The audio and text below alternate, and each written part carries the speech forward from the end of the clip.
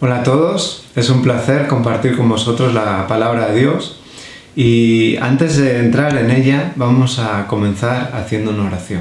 Te invito a que allá donde estés puedas inclinar tu rostro para orar. Señor y Padre que estás en los cielos, te damos las gracias por la bendición de una oportunidad más de encontrarnos contigo, de disfrutar de tu palabra. Yo te quiero pedir, Señor, que tú nos dirijas en este momento, que todo cuanto hagamos sea conforme a tu voluntad y tú nos puedas hablar a través de tu palabra. Que seas, Señor, con cada persona, con cada familia, con cada corazón, Señor, que en este momento se está abriendo a tu palabra. Que tú puedas estar con cada uno de nosotros. Por Jesús te lo pedimos todo esto. Amén.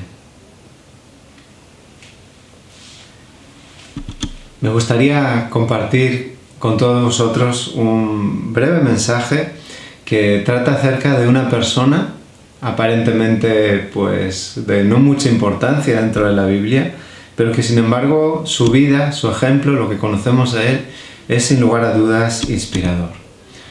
Este personaje se encuentra en el libro de Hechos, en el capítulo 9, y leemos a partir del versículo 10. Había entonces en Damasco un discípulo llamado Ananías, a quien el Señor dijo en visión: Ananías, y él respondió: heme aquí, Señor. Y el Señor le dijo: levántate y ve a la calle que se llama Derecha, y busca en casa de Judas a uno llamado Saulo, de Tarso, porque he aquí él ora.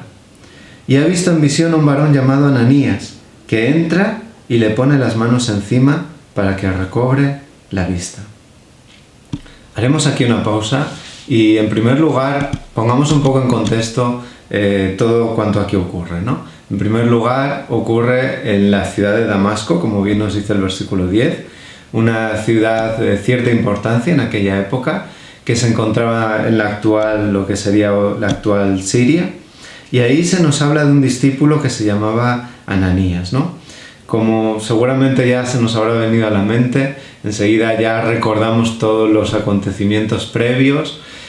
Saulo de Tarso se presenta ante las autoridades judías para perseguir a los cristianos en la ciudad de Damasco, y con esa autorización pues él marcha hacia la ciudad, y en el camino es donde tiene ese encuentro impresionante, ¿no?, con el Señor, donde el Señor le dice: Saulo, Saulo, ¿por qué me persigues?, ¿no?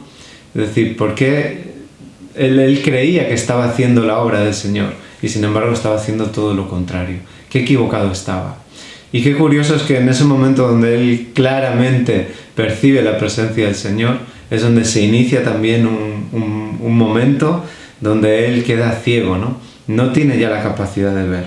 Y dice que lo lleva de alguna manera ahí a Damasco, y él se queda ahí esperando el plan del Señor, ¿no? Que todo siga su curso, ¿no? Y él estando así ciego y estando, como hemos visto, en casa de un tal Judas, pues el Señor continúa su plan, su proyecto, y en este caso hablando y dirigiéndose a Ananías. Y este será el protagonista de la reflexión que quiero compartir con vosotros, ¿no? Ananías. Un nombre que era común en aquella época, pero sin embargo un personaje del cual pues no sabemos mucho, ¿no? Sin embargo sí que se nos da a entender, ¿no?, que era una persona fiel al que el Señor buscó para este cometido, ¿no? Y dice que Dios se dirige a Ananías, como hemos visto, a través de una visión, ¿no? Es decir, tiene el encuentro con Ananías a través de una visión en la cual le da todas esas instrucciones. Y la verdad es que es curioso porque vemos este momento donde Dios se dirige a Ananías en visión en el capítulo 9, y en el capítulo 10 del libro de Hechos hay un momento que tiene ciertos paralelismos, ¿no? Es el momento donde Pedro recibe también una visión para preparar su corazón y que pueda ir posteriormente a predicar a Cornelio, ¿no? Entonces vemos también cómo el Señor, a través de una visión, pues de alguna manera prepara el corazón de estos dos siervos, ¿no?, de tanto Pedro como de Ananías. Y en este caso, qué bonita es la respuesta que en primer lugar tiene Ananías, ¿no? Dice que cuando el Señor se le dirige en visión, lo que dice él es: heme aquí, Señor, ¿no? Qué bonito esa respuesta, heme aquí, Señor, como la que tuvo Samuel, como la que tuvo Isaías. Cuando el Señor llama, tener esa disposición, ¿no?, de estar en marcha. Heme aquí, Señor, aquí estoy, para lo que necesites, ¿no? Estoy dispuesto a hacer tu voluntad, simplemente con que tú me lo pidas, ¿no?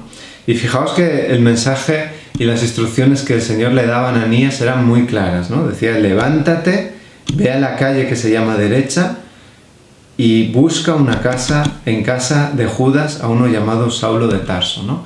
Este es el primer momento en la Biblia donde se nos habla de Saulo con este sobrenombre, ¿no? Saulo de Tarso, la ciudad de la cual él procedía, ¿no? Que de alguna manera son detalles que nos lo identifican todo mucho mejor. Pero qué bonito el final del versículo 11, donde se nos dice: porque he aquí, él ora. He aquí, él ora. Y fijaos de qué manera comienza en Hechos el capítulo 9, ¿no? Leamos el versículo 1, que dice que Saulo, respirando aún amenazas y muerte contra los discípulos del Señor, se presentó al sumo sacerdote, ¿no?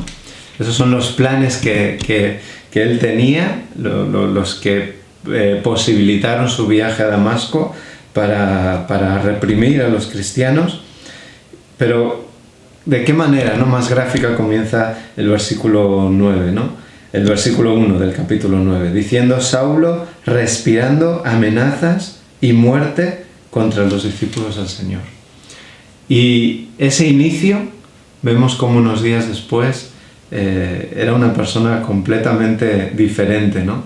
Ese encuentro con el Señor lo había cambiado, y se nos dice que él estaba orando. El Señor le dice, ¿no? Lo vas a encontrar y va a estar orando. Qué diferencia, ¿no? Estar respirando amenazas y muerte contra los discípulos del Señor y de repente encontrárnoslo orando.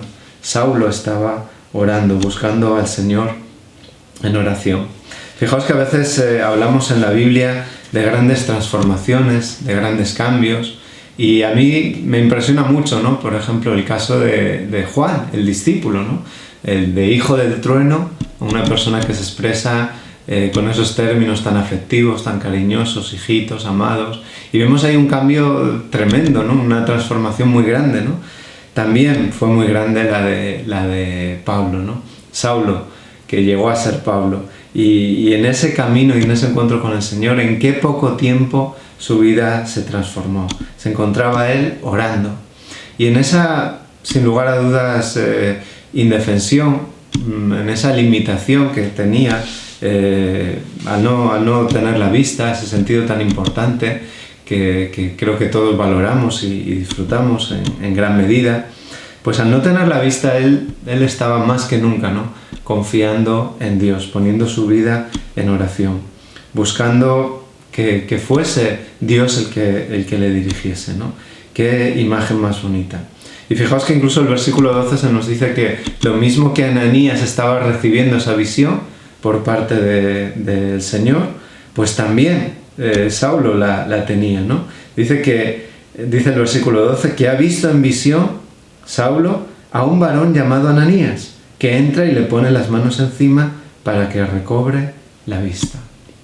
Entonces vemos de qué manera tan impresionante estaba Dios actuando. Por un lado, preparando a Ananías para poder cumplir esa misión, pero por otro lado también a Pablo, que aún en esa oscuridad, en esa ceguera física, pero le estaba dando luz también, ¿no? Esperanza de saber que él estaba en el control, de que también mostrándole todo lo que iba a suceder y cómo iba a venir a una persona llamada Ananías, al cual él no conocía, y como vemos ahí, te pondrá las manos encima para que recobres la vista. Vamos a leer ahora unos versículos más a partir del versículo 13, que dice que entonces Ananías respondió: Señor, he oído de muchos acerca de este hombre. ¿Cuántos males ha hecho a tus santos en Jerusalén? Y aún aquí tiene autoridad de los principales sacerdotes para prender a todos los que invocan tu nombre. el Señor le dijo: «Ve, porque instrumento escogido me es este, para llevar mi nombre en presencia de los gentiles y de reyes, y de los hijos de Israel, por cuanto yo le mostraré cuánto le es necesario padecer por mi nombre». Fijaos que a partir del versículo 13 lo que vemos es la reacción también propia de un corazón humano, ¿no? Una persona sincera, fiel a Dios, pero que por otro lado también se hace preguntas, ¿no? Y él pues le choca también todo lo que el Señor le está pidiendo, ¿no?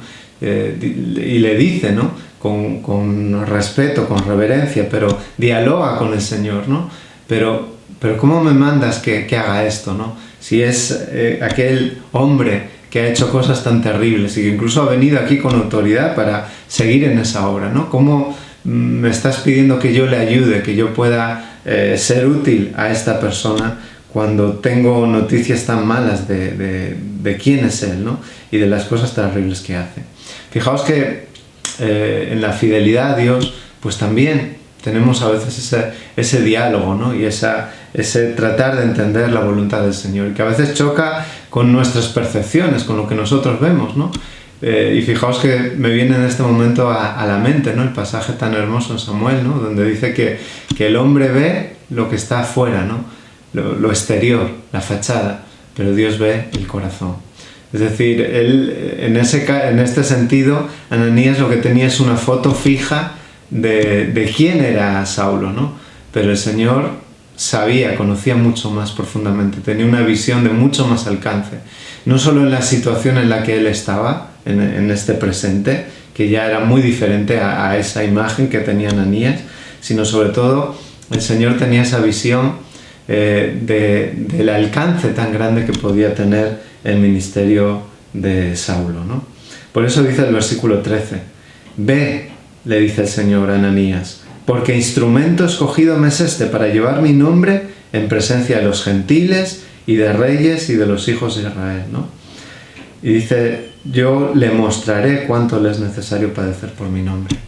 Es decir, Saulo iba a ser consciente del sacrificio, del costo, ¿no? Del discipulado, de seguir al Señor, de predicar el Evangelio, de que no iba a tener una vida fácil por seguirle, pero aún así una vida importante, una vida que valía la pena seguir. Por eso el Señor dice: «Instrumento escogido me es este, para llevar mi nombre en presencia de los gentiles, de reyes y de los hijos de Israel».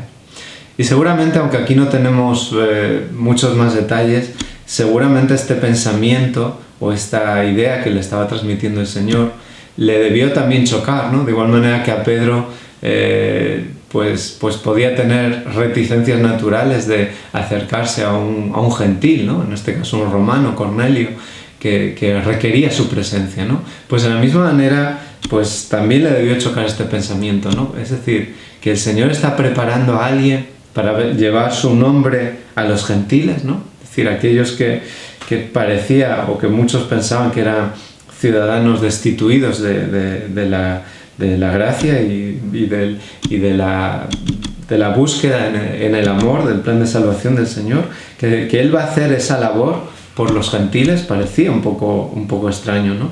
Pero fijaos, ¿no? Incluso el Señor dice gentiles, de reyes y de los hijos de Israel, ¿no? Es decir, un amplio espectro, ¿no? De los judíos, porque eso también es una labor que él siempre hacía cuando iba Pablo, cuando iba a una localidad, lo primero que iba es ir a la sinagoga, hablar con los judíos. Es decir, su ministerio sí que es verdad que nos ha quedado más en la mente, ¿no? El apóstol de los gentiles, aquel que llevó el mensaje a los no judíos, pero también de igual manera a los judíos, ¿no? Y fijaos incluso ese detalle, ¿no? Y de reyes, ¿no? Es decir, iba a tener oportunidad de predicar el Evangelio a personas con altas posiciones, ¿no? Con personas de gran poder, y eso es algo que sabemos que se cumplió finalmente también en su vida, ¿no? Una vida que no fue fácil, pero una vida muy inspiradora, muy impresionante la que tuvo Pablo. Vamos a leer los últimos pasajes a partir del 17, que dice que fue a Ananías y entró en la casa, y poniendo sobre él las manos, dijo: Hermano Saulo, el Señor Jesús, que se te apareció en el camino por donde venías, me ha enviado para que recibas la vista y seas lleno del Espíritu Santo. Y al momento le cayeron de los ojos como escamas, y recibió al instante la vista, y levantándose fue bautizado. Y habiendo tomado alimento recobró fuerzas, y estuvo Saulo por algunos días con los discípulos que estaban en Damasco. Enseguida predicaba a Cristo en las sinagogas, diciendo que éste era el Hijo de Dios. Qué impresionante también el desenlace de todo lo que aquí ocurre, ¿no? Porque vemos a Ananías con esa disposición, heme aquí, escuchando y recibiendo, ¿no? Luego también le expresa al Señor esas dudas humanamente que tenía, ¿no? Pero finalmente una vez el Señor le muestra la firmeza del mandato, no hay equívoco. Cuando el Señor dice algo, ahí no hay fallo, ¿no? Lo que tú y yo podamos decir, pues puede ser erróneo, aunque tengamos la mejor de las intenciones, pero puede haber algo que desconozcamos, que realmente no sea así. Pero lo que dice el Señor, eso es plenamente confiable, ¿no? Por eso, finalmente, cuando el Señor le detalla de alguna manera o le bosqueja, ¿no? Porque tampoco son muchos detalles, pero le muestra un poco esos planes que tenía con Saulo, pues vemos que dice el versículo 17 que fue entonces Ananías y entró en la casa, ¿no? Es decir, ya se puso en pie, hizo como había comenzado la visión, donde el Señor le dijo en el versículo 11: levántate y ve a la calle. Y eso es lo que hace en el versículo 17, ¿no? Ananías entró en la casa y poniendo sobre las manos dijo: hermano Saulo, el Señor Jesús, que se te apareció en el camino por donde venías, me ha enviado para que recibas la vista y seas lleno del Espíritu Santo. Qué bonito, ¿no? Es decir, esa barrera humana queda rota en Cristo. Y así es como Él, cuando le pone las manos, fijaos cómo lo llama, ¿no? Hermano Saulo. El que era antes un enemigo declarado, una persona a temer por cualquier cristiano, pues ahora era recibido, era nombrado como hermano. Hermano Saulo, el Señor Jesús me ha enviado para que recibas la vista y seas lleno del Espíritu Santo. Fijaos que en estos pasajes vemos un doble, por así decirlo, una doble bendición, un doble regalo, un doble milagro. Por un lado, recobra la vista. Por otro lado, el Señor me envía para que seas lleno del Espíritu Santo, ¿no? Las dos eran grandes necesidades que tenía Pablo. No bastaba simplemente con una de ellas, necesitaba las dos, ¿no? Lo físico y luego lo que tenía que ver con su desarrollo pleno espiritual, el ser lleno del Espíritu Santo. Dice el versículo 18 que al momento le cayeron de los ojos como escamas y recibió al instante la vista y levantándose fue bautizado. Se produce el milagro físico y después se produce ese milagro en términos espirituales. Ese compromiso con el Señor al cual había estado persiguiendo Saulo. Y ese compromiso se materializa en el momento, como dice al final del versículo 18, que él fue bautizado. Es bautizado y en ese momento comienza un camino, una andadura, una misión impresionante la que tiene por delante Saulo. Fijaos que para nada esto fue, diríamos, como la meta para él, ¿no? Sino que fue todo lo contrario, fue el inicio de una larga vida al servicio del Señor, de muchos años de sufrimiento, ¿no? Y que es cierto que finalmente acabaron de una manera trágica, ¿no? Pero en el Señor de una manera gloriosa, de una manera esperanzadora. Recobró sus fuerzas, dice el versículo 19, tomó alimento y dice que estuvo unos días allí en Damasco y enseguida predicaba a Cristo en las sinagogas diciendo que éste era Hijo de Dios. Aquel que perseguía a todos los seguidores de Jesús ahora predicaba acerca de él y reconocía que él era Hijo de Dios.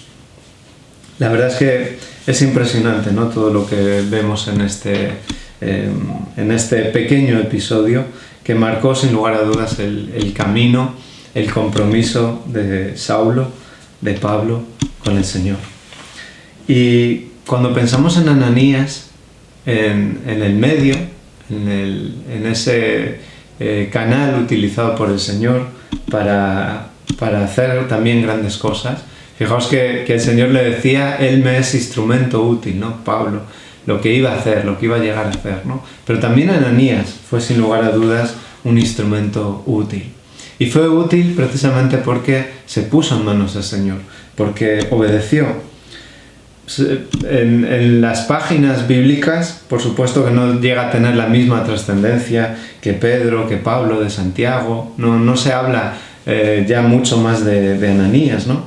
Pero sin embargo, la grandeza, el ejemplo impresionante que nos aporta Ananías es eso, ¿no? La obediencia como factor fundamental que Dios usó para introducir a Saulo en la obra del Señor. Él tuvo un papel importante que cumplir, que fue poder tener también el privilegio de hacer la voluntad de Dios. Y ahí lo que vemos es esa característica fundamental de todo verdadero seguidor de Dios, la obediencia.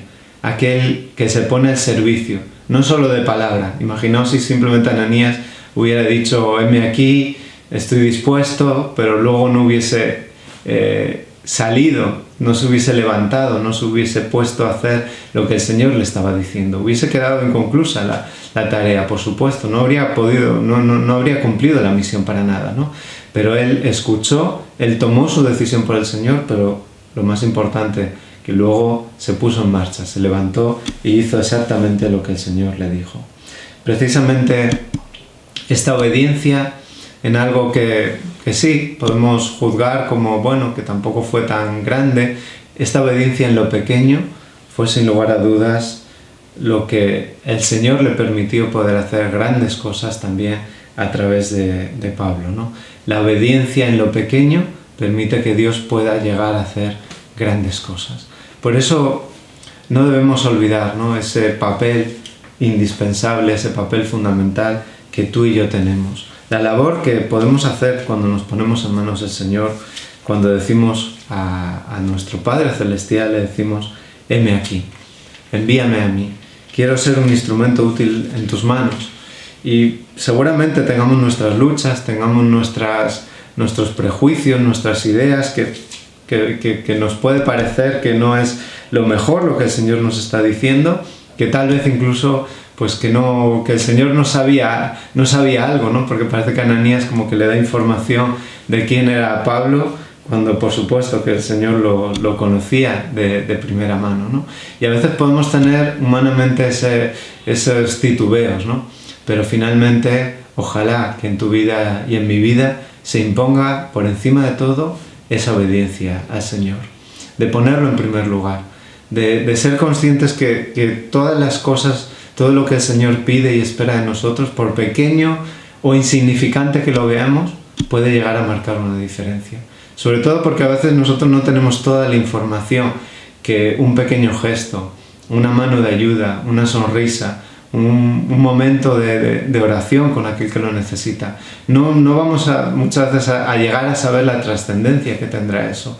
Ese pequeño acto de obediencia, de entrega a la voluntad de Dios, la transformación que puede llegar a tener en la vida de las personas cuando permitimos luego que el Señor pueda actuar, cuando abrimos una puerta, ¿no? Cuando tocamos un corazón siendo instrumentos de Dios, ¿no? Luego el Señor puede hacer grandes cosas por esa persona.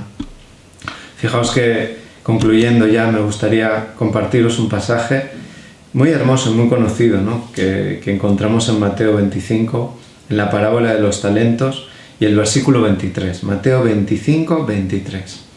Dice que su Señor le dijo: bien, siervo bueno y fiel, sobre poco has sido fiel, sobre mucho te pondré. Entra en el gozo de tu Señor. Qué bonito, ¿no? Es recordar estas palabras, porque estas son las palabras que tú y yo queremos algún día escuchar de nuestro Señor. Queremos ser también siervos fieles, como lo fue Ananías. Necesitamos para ello escuchar la voz de Dios, ponernos en marcha también cuando Él nos pide algo, tener esa disposición y esa apertura de corazón, más allá de nuestros prejuicios o de nuestros razonamientos humanos. Ser conscientes de que lo que el Señor nos pide es siempre lo mejor. Ahí hay un propósito, hay un sentido, hay algo que vale la pena y es siempre hacer su voluntad. Seamos obedientes, seamos fieles, hagamos nuestro papel, tengamos siempre el oído dispuesto a escuchar la voz del Señor, para que algún día Él pueda decir esto, ¿no? Ven, buen siervo fiel, sobre poco has sido fiel, sobre mucho te pondré. Ojalá que tú y yo podamos pronto, tenemos en nuestro corazón el anhelo de pronto estar en esa gloria, en ese encuentro eterno ya con el Señor. Pero hasta entonces tenemos sin lugar a dudas cosas que hacer. Y el Señor nos llama y nos pone planes y proyectos y objetivos. Tenemos un camino espiritual que recorrer. Permitamos que el Señor haga esa obra en ti y en mí. Seamos instrumentos útiles en manos del Señor. Aprendamos de Ananías. Que el Señor nos bendiga y que podamos seguir creciendo en Cristo. Amén. Que así sea. Me gustaría que pudiéramos tener también unas palabras de oración para concluir. Oremos. Señor y Padre que estás en los cielos, te queremos dar las gracias por todas tus bendiciones, porque tú eres un Dios de amor que nos está llamando también al servicio, a poder tener un propósito elevado, a poder hacer tu voluntad en todo momento y de esta manera, Señor, poder servir a los demás. Te damos gracias, Señor, también por la paciencia que tienes con cada uno de nosotros, por a veces, a pesar de nuestra terquedad, como tú sigues tocando nuestros corazones y nos sigues dando oportunidades de servirte, Señor. Ayúdanos a ser sensibles a tu voz y yo te quiero pedir que podamos seguir creciendo en ti, podamos seguir preparándonos para el encuentro contigo, para tu venida, Señor, y que también tengamos el gozo, la satisfacción de participar en esta obra maravillosa de preparar a otros para ese encuentro. Quédate con cada uno de nosotros, acompáñanos, por Jesús te lo pedimos todo esto. Amén. Muchos saludos y que el Señor nos bendiga a todos. Amén.